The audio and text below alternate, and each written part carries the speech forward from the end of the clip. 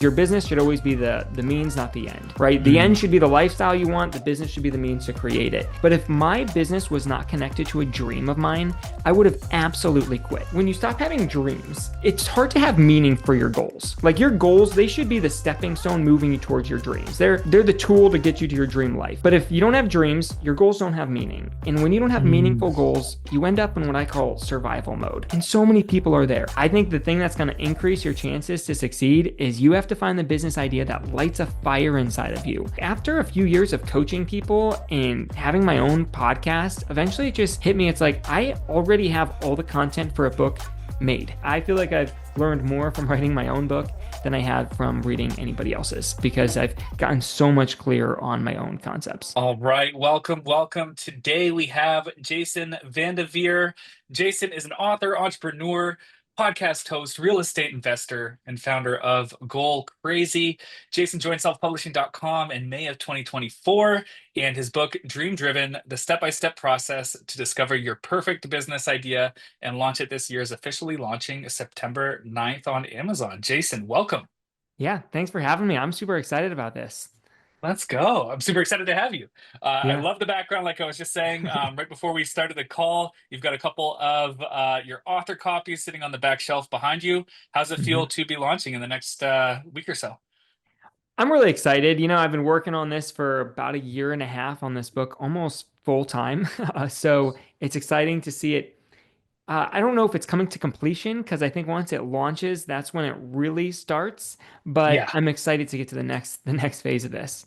yeah, I love it. No, it's so funny because like getting to the publishing point, like really that's a finishing line for when you think about first starting writing and publishing a book. It's like finally I get to the publishing finishing line. That's really just the beginning, right? The Hmm. publishing is the beginning. This is a whole new journey for you. Hmm. Yeah. I love it. I love it. So Jason, I wanted to start off just by like going back a little bit, like pre-selfpublishing.com, learn a little bit more about you, your story. So tell me a little bit about yourself before self-publishing.com. Where did your book idea fit into the chapter of your life that you were in?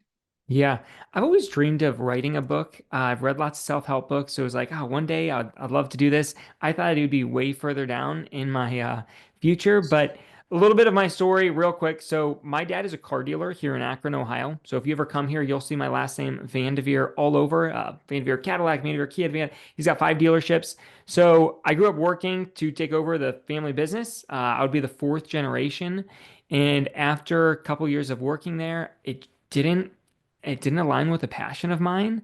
So Mhm, everybody told me it was the craziest idea, but I decided to leave and start a business of my own. I started what at the time was my dream business, still is. It's called Goal Crazy. It started with this planner I designed that helps people set their goals, accomplish their goals, and I've been selling them online. Uh, mhm, I think similar to a book I'm realizing now, like when I wrote that, I had no clue what was going to happen next. I just thought it'd be fun. Uh, but then people started reaching out and I started hosting these workshops and then it turned into mhm, courses and coaching programs and a podcast of my own.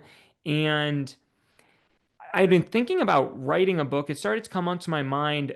And it's kind of like after a few years of coaching people and having my own podcast, eventually it just hit me. It's like I already have all the content for a book made. Like I already have all these frameworks. The book has made those concepts way clear mhm, compared mhm, to where I was at. But it was like everything in my book. It's like I've said this dozens of times, again and again and again, and it just became clear this was the next step. I have everything I need to write a book. mhm, mhm. That's an interesting path to go down. Like, I guess what initially got you into the journal kind of Mhm. world, the goal planning world? Yeah, I had tried a bunch of planners myself. Couldn't find one I liked. Like they all had the right copy, sales copy, like this will help you accomplish your goals, whatever. But what the concepts I was learning from conferences I was going to or the books I was Mhm, reading, I just wanted a planner that took all of that and made it into a framework. Like if I follow this planner, I'm going to accomplish my goals. And I mhm, couldn't find that anywhere. So when I quit my job, I spent over 7 months just interviewing successful entrepreneurs. I hosted focus groups. I had 6 focus groups where I took people through the design. They would try it out for a while. I'd get their feedback and make tweaks until I really got something that worked. Now, this was before, now journals are like a trendy thing to launch. Like back when I was doing this, everybody told me this is a failing idea. You should be creating an app. Nobody wants planners. The paper industry is dying. Oh, Uh, interesting. Yeah. so now, looking back, it was perfect timing. I was able to get ranked and 1,000 reviews on Amazon before the whole trend started to have a planner. But Yeah. I was following, just like the title of my book, like I was pursuing my dream and it lit a fire inside of me and I followed where it led. Yeah. I love that too. Not getting too caught up in like I want to say negativity, but like the discouragement. Sometimes people around you can kind of temper our dreams a little bit, and going for it anyways is what matters most. Yeah, yeah, I Amazing. completely agree. Yeah, that's great. So I guess when you were okay, so it sounded like you started this business. Brett, I was talking to your coach Brett, and he was telling me that you had sold 20,000 copies, over 20,000 copies of your Oh planner. yeah, I'm like 40,000 probably now. Yeah. No way. Yeah. No Uh, way. That's incredible. So so. tell me, are you running all of that just through like ad traffic? How did you manage to sell 40,000 copies of your planner? Yeah, most of them were on Amazon. That was like where I was focusing when I first launched paid ads. I'll be Hmm. upfront, probably the first 10, maybe even 20,000, I wasn't really turning a profit yet. Uh, Yeah. Mostly because I had no clue what I was doing. It's like I left my job and just didn't know anything about online, how to sell anything, and was figuring it out as I went. Uh, yeah, but it was a lot of paid ads. I did do influencer marketing, get on people's podcasts, have YouTubers make videos about it. Hmm. So, in a way, now that I'm writing a book, it's like, oh wow, I've almost perfectly groomed for this because Oh yeah. I had to go through this with my planner. And it's interesting. It's like for so long I was struggling to find like who are the right mentors to learn from because there's not like Hmm. tons of people launching planner businesses. So I was learning from either coaches, but my business was a little different because I had this physical product, Hmm. or I was trying to model just other e-commerce stores, but they had a catalog of hundreds of products. I really had one physical product. And then Hmm. once I started thinking seriously of writing a book, I realized, oh, this is exactly what I've been doing, but with a planner. Uh, Yeah.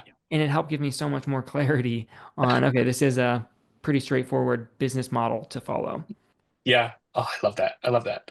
Well, I guess yeah, kind of shifting into you were successful and are successful with your planner, and then you decided to write a book. So tell me a little bit more about what were you really looking for when it came to writing your book? What were you looking for help for? And I guess what kind of challenges were you having at that point? So once I decide I'm going to do something, I'm kind of the all-in sort of person. So I knew I wanted to write a book. Wasn't completely sure what he was going to be about, but I knew I had the content for it. Hmm. I'm a big believer in coaching. I've seen the coach, like how I've been able to help other people being a coach, and I've always had a coach ever since I started my business. So it's like, okay, Hmm. I want somebody to guide me through this. I feel like once I made my payment to selfpublishing.com, it was like the book is as good as done. It's like now it's just going Hmm. to happen. Uh, so that's what I was looking for, the guidance, accountability. It was something that would also force me to focus on it. Hmm. I have this business. I've been buying rental properties on the side, which has been really fun. But it was like, okay, I know if I cut the check to self-publishing, now I have to say no to everything else because I have to deliver on what I've started. So I think for me, it was like the internal, I have to do this now. I'm not going to put this off. Uh, yeah, and then I started to figure out what my book was going to be about. Yeah, yeah. Well, it sounds like you put the money on the line and you had the accountability from a coach, which obviously has been successful for you in the past. And you Mm-hmm. knew when those two things came together and happened that this wasn't a if thing, it turned into a when thing, Hmm. Yeah, right? absolutely. That's awesome. So it sounds like yeah, you joined selfpublishing.com about a year ago, well, a little over a year ago. So tell me a little bit about the timeline. So you signed up. Did you have any content written at that point? Were you just getting started with your idea? I thought I did. I had written an intro one day, which I realized that's not how you're supposed to do something, but I was just like excited, like, here's what my book's gonna do. Uh, Yeah. which I don't think I used any of that copy. I had a Word document with a bunch of bullet points of things I knew I wanted to talk about, not in any order. Probably the most painful part, well, was editing, but before that was the mind mapping. That's not my normal approach to Mhm. something. My normal approach would have been let's make a cover and pre-sell it, and I'll figure the rest out later. Okay. Good thing Brett told me not to do that because the book has changed a lot since where I thought it was originally going to go. Yeah. So the mind mapping, I think that took me over 2 months of just arranging post-its around on a giant whiteboard I had and making an outline. Mhm. But then once I did that, I had my rough draft in less than 2 weeks. It was like I would just go to a coffee shop Oh and wow. write. And it was we ended up taking out in the third round of editing over 100 pages of copy. So it was like a 350 page book, just like boom. But everything I had said dozens of times. So it was like, okay, all I needed to figure out was this order I was going to put it in. And it was like, okay, Mhm. yep, I've told this story. I've talked this concept a bunch of times and taken it out of my mind onto paper. Yeah. I guess, do you think it I was just speaking with an author on a welcome call yesterday. They just signed up. And one of the really exciting, I always get super excited when somebody has either been teaching concepts before, they've done a whole bunch of podcasts, they've done a whole bunch of webinars, presentations, etc. Because Mhm. at that point you've got so much of the content that you're going to be teaching through the book already in a different like medium. So in that Mhm. case, it was a lot of like video presentations and stuff that they could transcribe and then reformulate into the book. So I'm curious. Well, I guess it sounds like a very similar case for you. You had a lot of that content already written, and so the majority of the time, at least in the rough draft stage, was more the organization of the content itself. Mhm. Is that right? Yeah. Probably there it was like deciding the order everything was going to go, what's it all going to be aiming towards. Hmm. Uh After my maybe first and second and third round, my I really started to then develop more frameworks within the content. Uh Mm. the nice thing about a podcast or like workshops is you do need your concepts clear, but it's like you can just rant about stuff or it's kind of broken up with like slide, slide, slide, where with a book I couldn't just rant for a chapter. You needed a better framework of here's the three-step process or here's the four P's to doing this. You need a much clearer framework. But I Hmm. would say by creating those, my own ideas got way clearer. It's not like, oh, here's the rant I give. It's like, okay, there's two steps to this. First, you have to do this. Here's the framework to do it. Second, you have to do this. Here's the framework to do it. I feel like maybe this is frightening for people to hear, but like I feel like I've learned more from writing my own book than I have from reading anybody else's because I've gotten so much clearer on my own concepts. That makes me so excited. That's fantastic. Was there somebody specific in mind that you were writing your book for? My the clients that I had worked with my planner business, uh so many of them want to start a business and they don't know what type of business they want to start. They just know they want to be successful. And it's like, look, that's great. Or I worked with a lot of business owners who typically, if they signed me on to work one on one, they already had a business, but they were working a ridiculous amount of hours, maybe like 60 Mm. hours a week. And it was really helping somebody figure out, well, okay, what do you want to do with your life? What's this lifestyle you want to create? And then how can we make your business the means to create that? And Mhm. even though they already had a business, in a way, we are relaunching or reforming their business because my opinion is your business should always be the means, not the end, right? The end Mm. should be the lifestyle you want. The business should be the means to create it.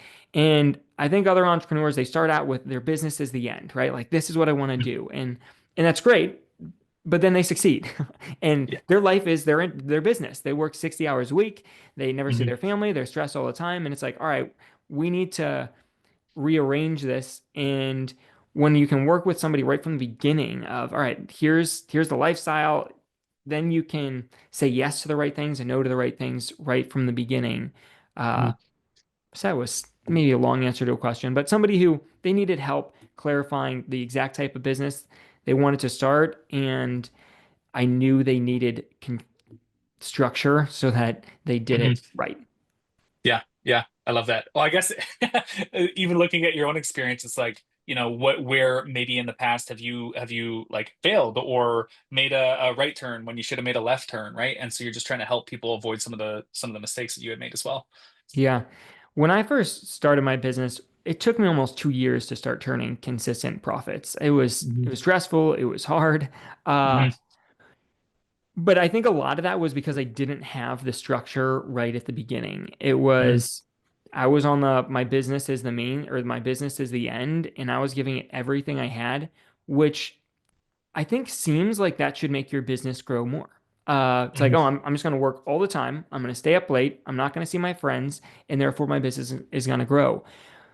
But as I've learned, having that structure has made me so much more productive. It allows me to say no to all these little things that it's like, oh, I can just do this on the side. But no, no, no. Mhm. Then you're spread so thin, you can't make anything happen.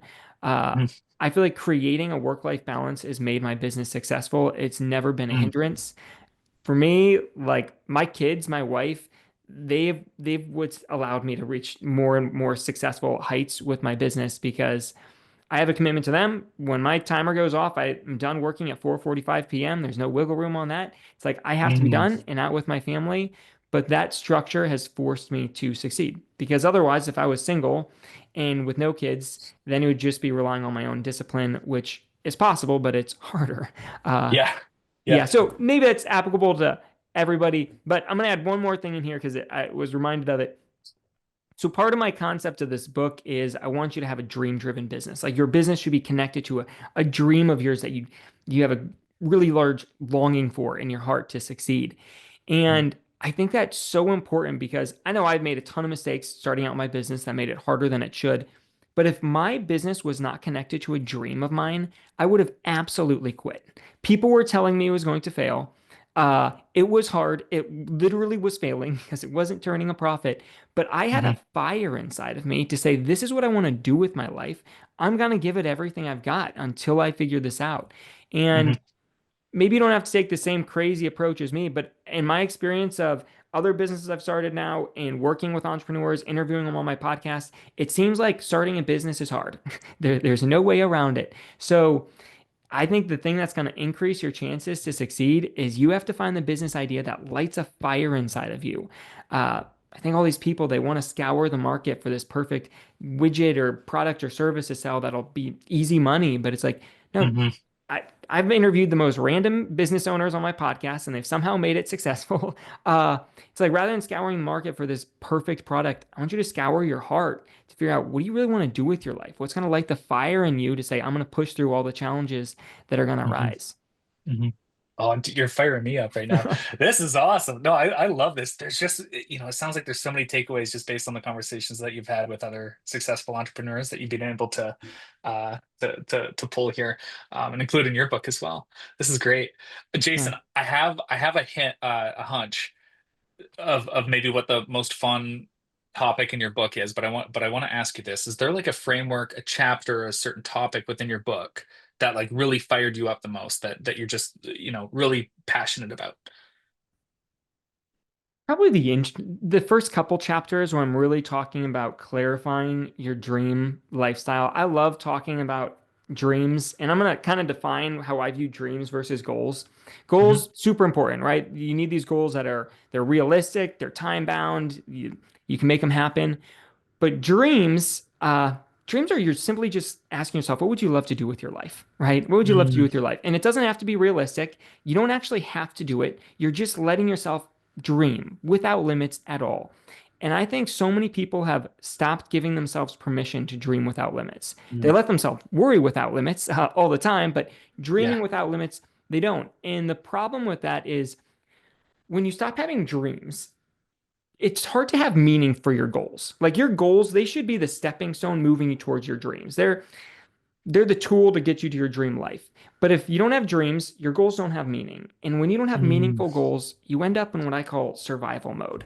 And so many people are there. They probably have tons of goals, but they're just trying to stay afloat. They're just trying to survive. And it's like when you have those dreams, now your goals have meaning. Now you have purpose. Now you have the fire that's lit inside of you. And for me, that aligns a lot with entrepreneurship, and I love talking to other people around entrepreneurship. But I think everybody should be dreaming every single day. And if their dream is completely different than entrepreneurship, that's fine. But mhm. I have a fire inside of me, and it fills me with energy every day. And I hope everybody can experience that, whether it's with entrepreneurship or something different. But it gives a lot of purpose to your life. I- As soon as you said the difference between like smart goals and dreams, and just like I feel like with smart goals, okay, it has to be this, has to be this, has to be this. Mhm. How freeing that was when you said dreams. You don't have to, this doesn't have to be time bound. It doesn't have to be specific. That's very empowering. Like that's very Yeah. freedom giving. Yeah. And I want everybody to have both, right? It's like your goals should be these steps towards your dream life.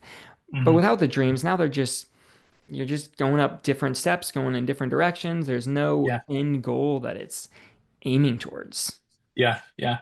Oh, that's so good. That's so good. Yeah, I had a thought you were gonna say, or maybe this is part of it as well, but and maybe I'm just um pulling on the wrong thread, but I just loved as well what you said about prioritizing your family. The Mhm. hard stop at 4:45 every single day. I love Yeah. that. Like Yeah. that's something I try and implement in my day as well. Like there's, just a hard stop on the clock. And just Mhm. being non-negotiable with that. Has that been difficult for you to accomplish, or is this part of your like daily routine now? I mean, hard. There's no wiggle room on the 445 unless I Yeah. ask my wife plenty of times in advance. But yeah, part of my, well, I think it's like when I started to clarify this dream lifestyle I wanted, that's what I wanted. And it was, all right, I'm gonna align my business to that. And it gives me a compass of if I'm going down a road of a certain project that's going to interfere with the family life I want, then I'm going to say no because it's not worth it to me. It's like Mhm. your business, when somebody's starting a business, it's this opportunity to create something completely new. And I think it's easy to fall into this trap where you just create another job. You don't enjoy doing it. Yeah, Mhm. it pays you the bills. It's more time than you really wanted. And it's like, no, no, no. This is your opportunity to form it into something new. If you want to work 60 hours a week, that's great. But at least now you have something you're aiming at. But if you want to work 30 hours a week, then let's make that the bucket to fit it all in. And I Mhm. think it's such a healthier way to run a business. And now when I sign on clients, I give them clear expectations. Like, here are my working hours. If you reach out to me at 8 o'clock at night, I'm not going to respond to you the next day. But if you, I said it in a kind of nasty tone there, but like if you give somebody those clear expectations up front, I haven't found people are frustrated with you. But if I in Mhm. the past had responded to you all the time at 9, 10, 11 o'clock at night, and then I stop, well, now people are going to be upset because there's this expectations gap. I think everybody should have some quote unquote office hours for themselves, even if they're a solopreneur working from home. Mhm. Mhm. Yeah, you kind of teach people negative habits if you don't have those like certain kind of guardrails in your own life. Yeah. I love that piece as well. Moving Mhm. into the actual, we talked a little bit about the writing process, the content that you were able to pull from, going into more the book production side of things. So cover design, um, from what I understand, yeah, the editing process was a little bumpy. Tell me a little bit more about your experience going through the book production process with us. The editing process, cover design, formatting. Tell me about it. Yeah. It seems like the step that you're on always seems like the biggest thing in the world. Like I'm never gonna find the right cover design. But then all of a sudden you do, and it's like, oh, now that you're on to the next thing that seems to never solve itself, but it does. Uh, so it was good. I spent a lot of time on Canva, just making hundreds of designs. I don't know if your designer team liked me or not because I was very picky. I had a bunch of different designs and I wanted to tweak things, and then would be like, I don't like that Yeah, idea at all anymore. Let's go down this rabbit yeah, hole. So, biggest thing I can say is I'm appreciative that they were patient with me. uh, it was a hard process, but I feel like I landed on a cover that I really like. yeah, yeah. That's fantastic to hear. No, it's an amazing looking cover. I always look at covers. I want I want a simple kind of color scheme. I want to be able to easily read the cover and the title. So obviously dream driven in your background there. Mhm. Super easy to read. It's going to be easy to read on a thumbnail in Amazon as well. Yeah, So no, I that's think. fantastic. Mhm. And no, at the end of the day, our goal, our objective is to help you create a cover that you're gonna love, right? That's Mhm. gonna be selling on Amazon, selling outside of Amazon. Mhm. Sometimes that process is a one and done cover. Sometimes that process takes a lot of back and forth just to really nail it. But it Yeah. sounds like you're really happy with where you're Yeah, at. and it's like, you'd have these covers that at first I'd love them, like this is perfect, and then one day you look at it and think, well, somebody might think it's related to something different, and it's like Mhm. scratch this whole idea. And I did run surveys. Luckily, I have an audience, so I could run surveys, and that was helpful to like, okay, here's some themes that people really liked. Mhm. Uh, Yeah, but I think the biggest tip if somebody's in that, like you just got to put in the time. And I would say that's the whole book writing process is like you got to invest the hours. Sometimes I would go to a Mhm. coffee shop. It's like I feel stuck. I don't know what's going to happen, but I'm just going to sit here and work on this. And eventually things start to catch. You got to put in the time. Yeah. I love it. I love it. Reflecting back on it now, what would you say was your favorite part of the journey with us? Not just book production. I want to expand it a little bit more through the entire writing and publishing process. What was your favorite part? What was the most challenging part? Hmm. The most challenging part was the editing, for sure. Hmm. We went through 6 rounds of editing, and the first 2 rounds, I didn't rewrite the book, but I came very close to it. Uh, and that was painful. It's kind of like when you write something one way and then you're trying to shift it around. It's hard. It was really hard. Hmm. So that was definitely the most painful. The best part of the process, seeing it come together. Yeah, when the books arrived, I think like this phase I'm liking. I've got 22 podcasts scheduled to be on over the next couple days. I've already been on like 12 or something. It's fun. Let's Now go. it's like you Let's can go so go. talk about your book and I'm all excited about it. Uh and like my beta readers, actually this I'm gonna take this to be the most maybe rewarding part was I had 42 beta readers, which I know self-publishing was like, no, 42. no, that was too many beta readers, but it was super helpful for me. 42 beta readers. But that was after, I want to say it was after the third or fourth round of editing. Hmm. And by that time, it's like I've read the book of my own so many times. And sometimes I think this is great. Sometimes I think like this all sucks, just delete it, give Burn up. it. Yeah. Uh, so there was this vulnerability of giving it to these beta readers. But I Mhm. had people afterwards like, they were telling me how it's changing their life. What they're doing to start their business. They're reaching out, like asking for guidance on their business ideas or their plans. And it's like, this is exactly what I wanted to see happen. And they gave me good critical feedback uh, of ways I could improve it more. But it gave me the push I needed where it was like, okay, this book is going to change somebody's life. It's going to help them discover their perfect business idea, validate it's a winner, and launch it. And now that I've seen other people go through that and it's working for them, it gives me Yeah. more confidence that like it's my duty right now to get this in the hands of as many people as I can. Yeah. Yeah. Oh, I love that. Yeah. 42. When you said 42 beta readers, I'm like, oh, that's a lot of each one of those is almost like a mini project that you have to manage as an author, right? But at the end of the day, if that gives you the value and feedback that's going to set your book up for success, that's fantastic. That's Yeah, fantastic. yeah, it was fun. Oh man. So one of the other things that you had just mentioned there was 20, I think you said you had 22 more podcasts. You've already been on 12. hmm So it sounds so yeah, somewhere, something like that. something like I've been booked on 22 podcasts and I've recorded 12 of them so far. go. Let's go. So tell me a little bit about your strategy there. Obviously, that's a really good way to, promote your book into different audiences. How'd you do it? Yeah. So the nice thing is I have a podcast. So Mhm. lots of the guests who have come on, they have their own podcasts. And if we hit it off when they're on my show, now I have a warm market of people I can reach out to that are like, oh yeah, I'll do anything I can to help you promote your book. So that's been nice. Over the years, I've been on a handful of other podcasts in the past too, so I can reach back out, ask them if they'll have me again. So I had my Mhm. warm market.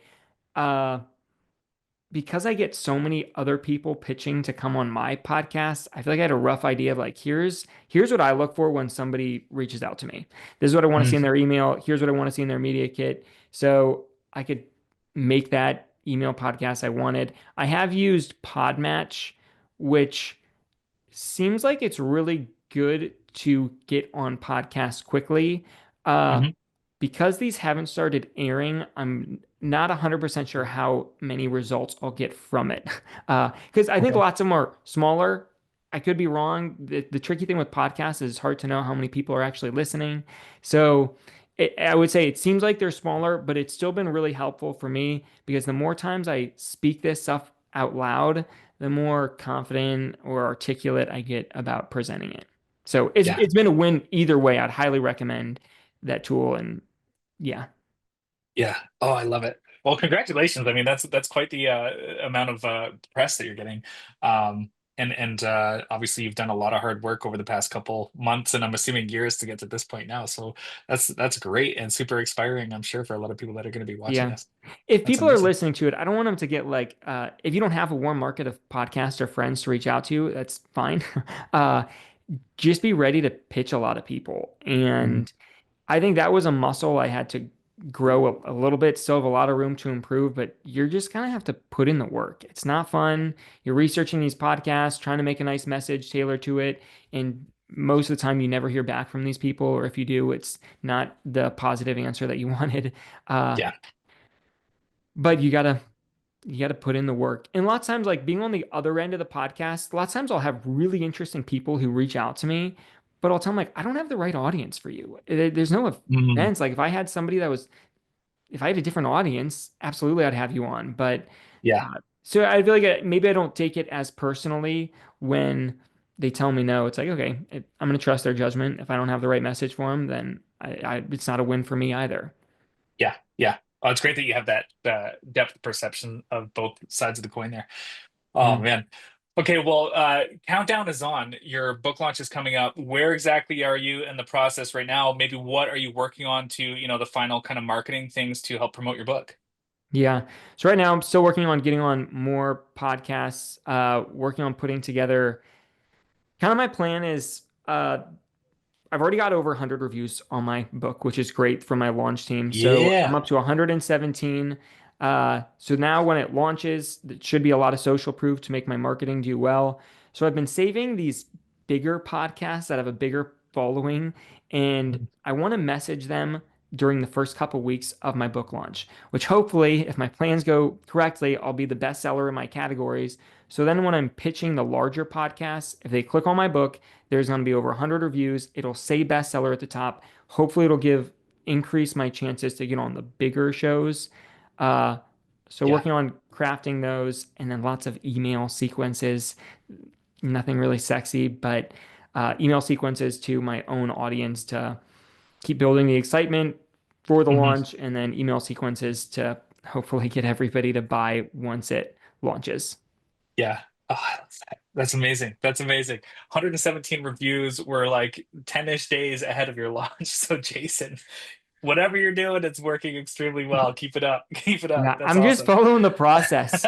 I selfpublishing.com told me like here's what to do, and they said getting over 100 reviews would make it a lot easier. So it's like, all right, I'm going all in. I'm gonna text a lot of people and try and get over 100 reviews. Yeah, I love it. Oh man. Well, I just have one or two final questions here, Jason. But I guess one one thing I always love asking people in these interviews, it's like if you were to speak to somebody who's interested in writing and publishing a book, they're second guessing themselves, they're unsure if they should take the plunge. What would you tell that person? Yeah. So I'm gonna go back, like kind of theme of my book is dream driven, right? Like if this aligns with a dream of yours, then absolutely do it. Even though loved this process is what I wanted to do, it was hard, just like any other thing. And if I didn't have the fire inside of me to say that I want to do this with my life, I may have quit or put it on pause for years.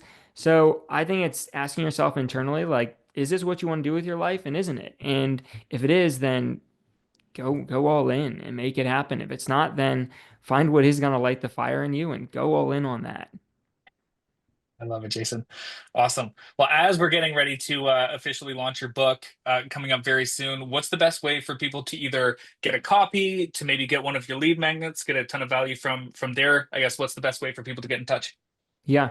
So go to Amazon, search Dream Driven. My book will pop up. It's blue with a yellow light bulb arrow thing on it.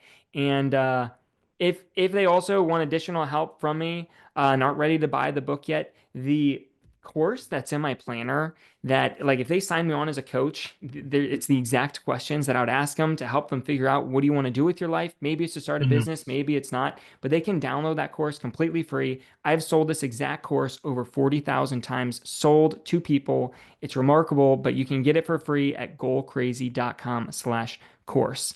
Because I want to help everybody have the same type of fire that I have, and hopefully that course can help you discover what's going to light the same fire in you. I love it, Jason. Well, thank you so much for your time today. I've learned a whole bunch. I know that our audience will as well. Really excited for your upcoming launch. Like I said, you've got a ton of momentum leading up to your launch day. Your book hasn't even came out yet. 117 reviews, tons of podcasts incoming, and just an amazing message that you have in your book.